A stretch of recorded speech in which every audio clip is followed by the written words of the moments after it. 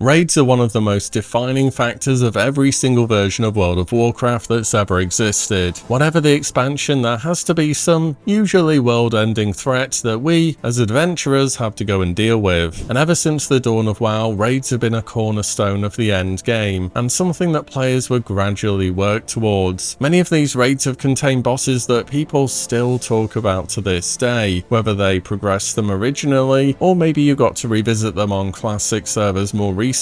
However, some raids and bosses didn't go down so well. It's inevitable when there are hundreds of bosses across dozens of raids, eventually there are going to be ones which really just aren't that great. And that's what we're talking about today, the worst designed raid bosses of all time. Whether it was due to frustrating mechanics, bugs, forcing players to wait constantly in between things happening, or anything else it could possibly be, there are plenty to choose from. But let's make a start on this and talk about 10 of the worst World of Warcraft raid bosses of all time. But first, a quick word from today's sponsor, StarCraft X. StarCraft X is a unique mix of open world exploration and a multiplayer shooter. Set in a massive exclusion zone, the game gives you the freedom to explore, take on quests, and encounter other players in real time. You can choose to avoid conflict and cooperate, or engage in unpredictable PvP encounters, all within a dynamic and dangerous environment. The game offers deep weapon and gear customization, letting you tailor your loadout with dozens of attachments. So whether you prefer a more stealthy, long-ranged approach, or a heavy-hitting close quarters one, you can create a setup which fits your style. At its core though, StarCraft X is a high-risk PvP VE extraction shooter. You enter the zone, gather loot, and try to make it out alive. Anything you extract is yours to keep, but if you die while you're in there, you're going to lose what you found. You can also jump into more fast-paced session modes such as deathmatch or gun game for short bursts of PvP action. There's also a new 3-player co-op mode called Operations on the way as well, featuring bosses and exclusive rewards. New to StarCraft X is Attack on Perimeter. These are co-op missions against hordes of enemies which have changing objectives, scalable difficulty, and a totally new tactical support mechanic as well. So join the thousands of players already surviving the zone and download StarCraft X for free via the link below. Many thanks to StarCraft X for the sponsor today. Let's get on back to WoW. We're going to be starting in Wrath of the Lich King with an addition from Trial of the Grand Crusader. This raid was seen as really bad back in the day, but to be honest, having played it on Wrath Classic more recently, it was kind of fun. It felt nice having a short raid with good rewards after 6 months inside of Ulduar. The bosses in here were overall good as well, apart from one of them, which even back in the day was a very controversial fight, the Faction Champions. Often referred to as the PvP boss, this has players face off versus NPCs representing each of the 10 classes within the game, and it is a chaotic fight to say the least. I remember really liking this fight back in the day during Wrath because I was way more into PvP back then, and what I did in Battlegrounds translated well into this style of encounter. Instead of just perform your DPS rotation and don't stand in bad stuff, it was more about CC, kiting, burst, and interrupts. These were familiar things to me. However, revisiting this fight during Wrath Classic left me with a different impression, and definitely a more negative one. The thing is, it's a super front-loaded fight, and it's just a mess, to be honest. Everyone is just firing abilities back at one another, and it's super unclear what is exactly happening in the moment. Enemies could also just pick one singular player and decide they're going to pretty much global them, and that was very easy to have happen to the odd melee player. I've had faction champion fights where I just get chased by 3 or 4 enemies for 30 seconds straight, and all you can do is run and pray they decide to swap. And after about 1 minute of the fight has gone by, you've basically already won or lost the encounter. The remainder of it is just very slowly defeating the remaining enemies over about 2 to 3 minutes. All in all, for this encounter, it was just too front-loaded with how much was going on, and then it got really boring shortly after. So because of that, I don't think Faction Champions ended up being too good of a fight. Next up, I have an addition from the first raid tier in Battle for Azeroth, Mythic Fetid Devourer. This could be up to to the third boss in the raid, depending on the order you went through it, but it was widely seen at the time as one of the more difficult encounters on Mythic. Uldir, of course, was also the first raid to be streamed live by the Race to World First guilds, and this boss in particular was one Blizzard had to hotfix mid-race because of how absolutely impossible the DPS requirements were. But even post-nerf for us regular mortals, or should I say first post-nerf, the fight was extremely challenging all the same, and above all, it was RNG heavy, and this was the problem. See, the fight had these two eggs, or ads I guess we can call them either thing, and these spawned randomly throughout the room, and players had to kill them before they finished their cast. If they finished their cast, the boss would run over to them, eat them, heal a bunch of health, and you could no longer beat the enrage timer. On Mythic, there was an additional ad too, so you had to deal with 3 at once. The Mythic ad would always spawn towards the center of the room,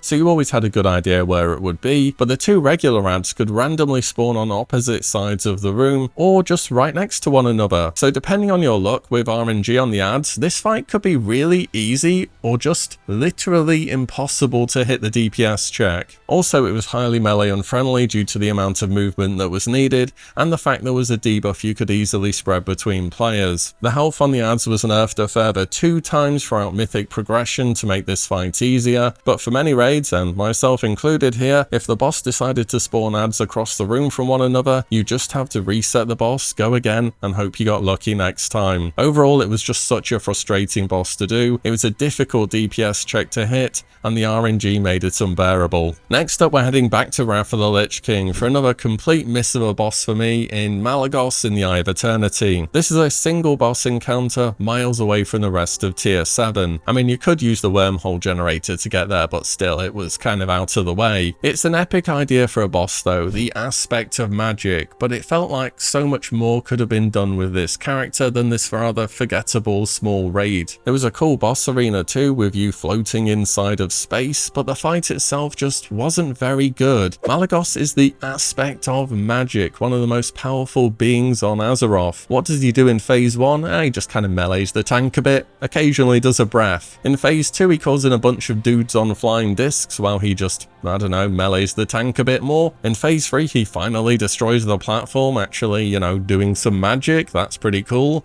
And then you all hop on red drakes and press 1 or 2 buttons till the boss dies. It just felt like such a missed opportunity for a boss encounter that could and should have been so much cooler. The fight was just not very fun, and when it felt like it was getting going, you were then forced onto vehicle combat to finish it out. And of course, we know Blizzard love their vehicle combat in Wrath of the Lich King. It was one of their big new features for the expansion, but even on the only decent vehicle combat encounter, which was Flame Leviathan, it was still just okay. Oh, and the hitbox on Malagos when you were trying to play a hunter being at range was absolutely rage-inducing as well. At least Malagos wasn't a difficult boss, you go in there and one-shot him no problem, but it wasn't exactly the highlight of the raiding week either. Next up, I have a boss from Cataclysm, and I didn't mind doing this boss so much back in the day, but having redone it a bunch of times now, yeah, I can confidently say I do not like this encounter at all. And I'm talking about the Conclave of Wind and the Throne of the Four Winds. In fact, this goes a bit above and beyond just this encounter in particular, and it's more, I'm not a huge fan of encounters where you have to split your raid up at the start, so think Spoils of Pandaria in MOP, Opulence in BFA, and so on. The problem with these fights is it just feels frustrating to wipe when you're doing everything right and something else keeps going wrong elsewhere. I guess this kind of happens on every single raid fight, people inevitably make mistakes, but there's something about not really knowing what's going wrong or being able to see it happening which just makes it feel even worse. It can just be a repeat of you go in, you do your job fine, but then a wipe is called, and it just gets really annoying multiple times in a row. When the raid is split, it feels as though mistakes happen much more frequently too. Your raid are going to have those players who can clutch heals in a moment, the tanks who can reposition enemies in advance when they see something happening, or DPS who are just way better at CC and interrupting. And when players are split up, sometimes those people aren't all on the same side anymore, and because of that, more mistakes start to happen. Anyways, for Conclave specifically, there are 3 bosses on 3 platforms. Each of them have to be engaged by players at all times or they're going to wipe the raid, and all 3 have to die together or they will full heal. You have to DPS 2 of the bosses before everyone heads to the back of the room to pop cooldowns cooldowns on the highest health boss as well. It's just about balancing your DPS out, ensuring that mechanics are happening at the correct time, and not pushing the boss's health too early. It's not necessarily a difficult fight, but it's just super easy to wipe on due to the balancing act of dealing with 3 bosses at once. Next up, I feel as though I'm going from one type of boss in split your raid in half bosses to another type of boss in wave defense bosses. So things such as Hellfire Assault,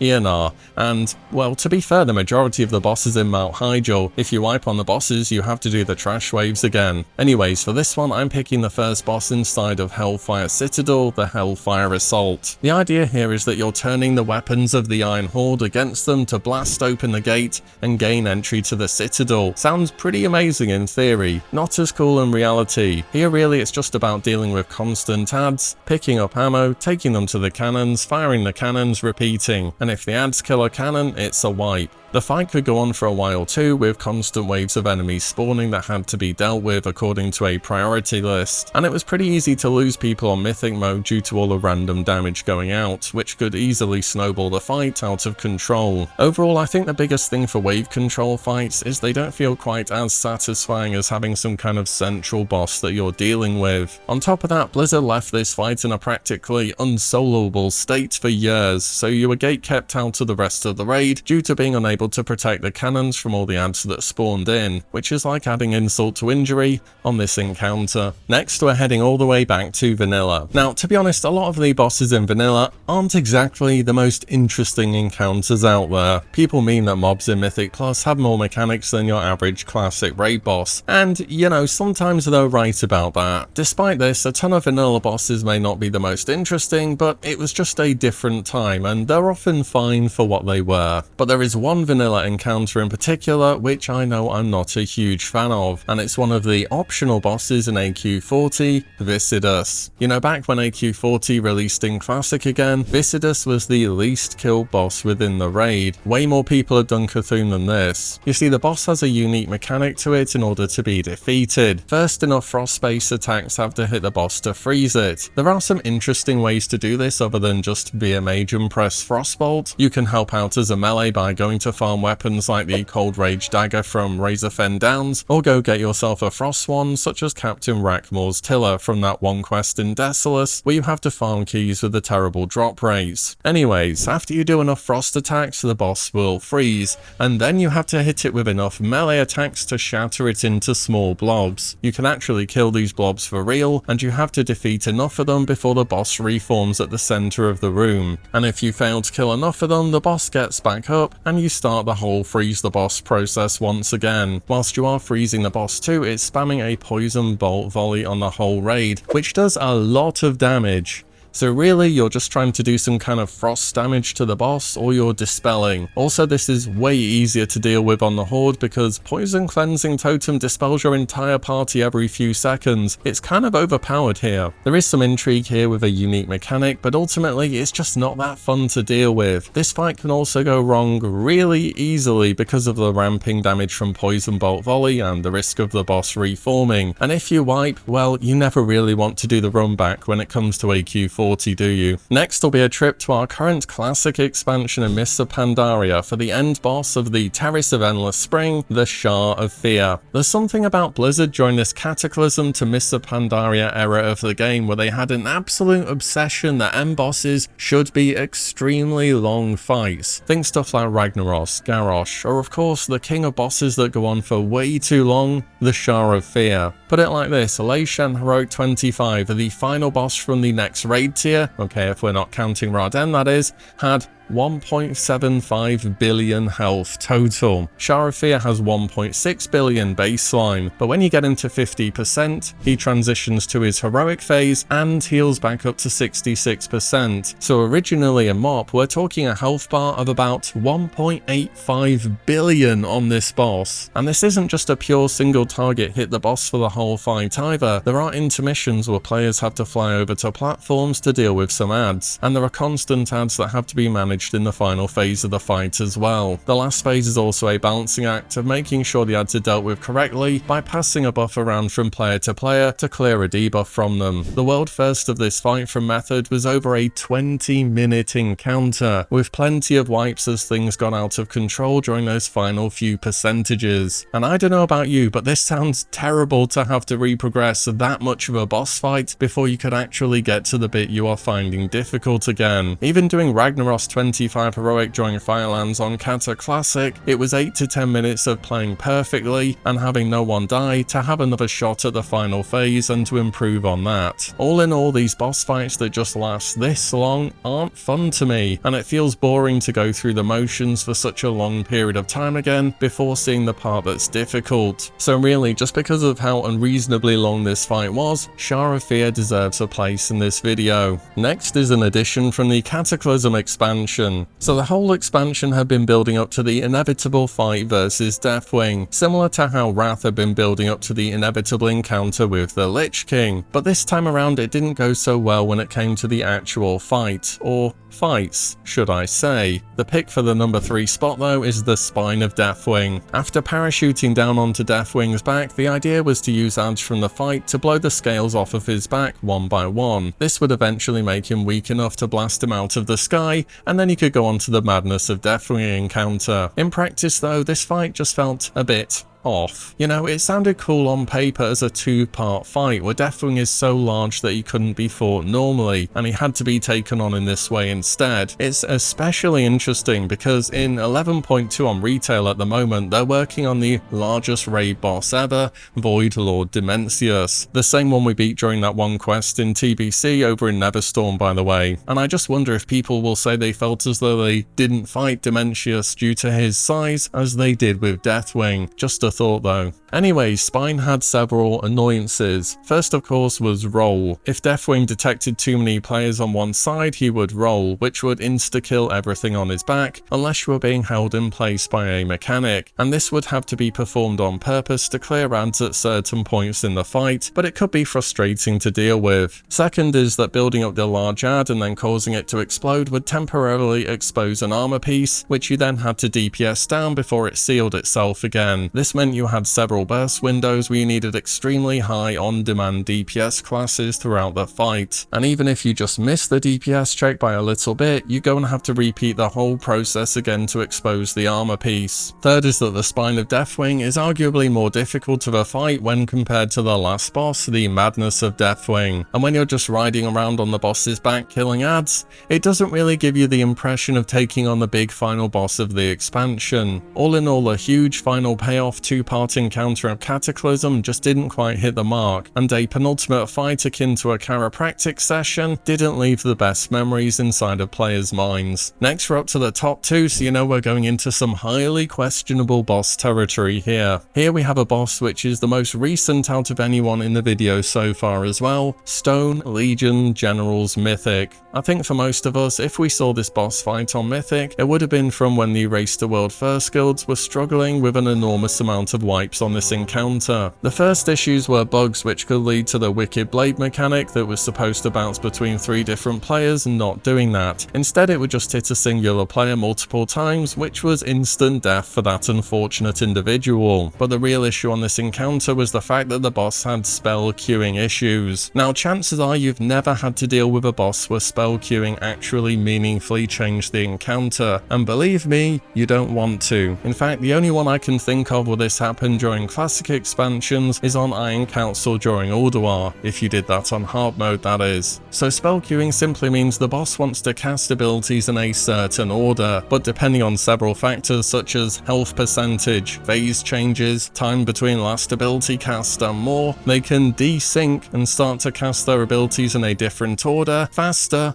or slower than anticipated. All in all, it removes a ton of predictability from the boss encounter and creates an environment where one pull to the next can lead to mechanics happening in a completely different way. And when you're progressing a mythic boss where mistake equals death, you must be able to predict what the boss will do next, or it becomes infinitely harder to deal with. And on top of this, a severe DPS check, tons of personal responsibility and cooldown management, and you have a true nightmare of a boss to progress, and one that really no Mythic raider has spoken of positively. Castle Nathria was overall an amazing opening raid tier to the less than popular Shadowlands expansion, and perhaps the only saving grace here is Stone Legion General's Mythic would have been a piece of content only seen by a tiny proportion of the player base. Which means that number 1, the worst designed boss in World of Warcraft's history has to go to an encounter which we have had the displeasure of revisiting during Classic already. This is from a boss in Icecrown Citadel,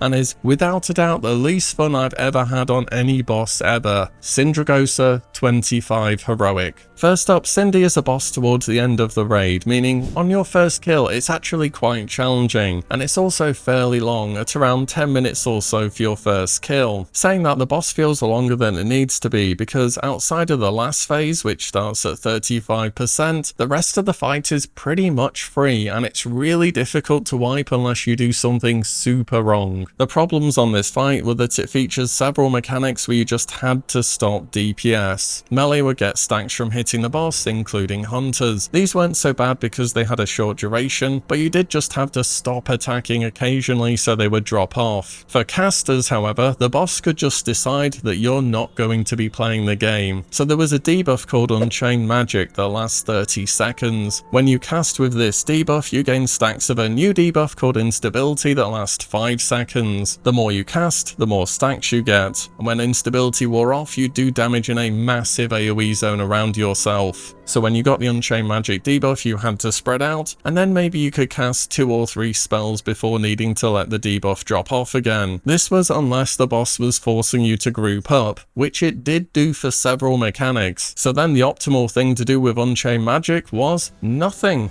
Yep, you just stood there and waited for the debuff to go away, and this debuff would be on about 7 to 8 players at the same time, and you could get hit with this back to back as well. And just in case you were thinking of doing something this encounter, the boss would then fly away occasionally and target several players with ice prisons. This would stun you for about a further 30 to 40 seconds or so. You had to use these prisons to line of sight a Frost Blast too, so the people in them had to be left in them for the full duration. The boss would then come back and land, and obviously then it would hit you with Unchained Magic again, and then it would Frost Tomb you, and then it would fly away, and then it would Frost Tomb you again, and then it would come back, and then it would Unchained Magic you again. I had a pull on the PTR where I legitimately couldn't play the game for 5 minutes of this encounter. I wish I recorded it, it was so bad it was funny. Anyways, after about 7 minutes of these fun mechanics, the last phase of the fight starts, where you have to carefully DPS the boss down, whilst line of sighting behind Frost Tombs to drop debuffs. All in all, for the majority of your raid, Sindragosa 25 Heroic was just a super frustrating fight. People say they hate encounters where you're forced to stop DPS because you need to wait for a certain mechanic, or for a push timing, but the whole of Sindragosa was just constant stopping and starting, and that's why, for me, Sindragosa 25 Heroic has to be the worst designed boss in WoW's history. But those are just my 10 worst designed bosses ever. Let me know what you think. Have you ever tried any of these bosses? Are there any you would have added or removed from this list? Let me know in the comments down below. And as always, thank you all so much for watching and listening in, and I'll see you all in the next one very soon.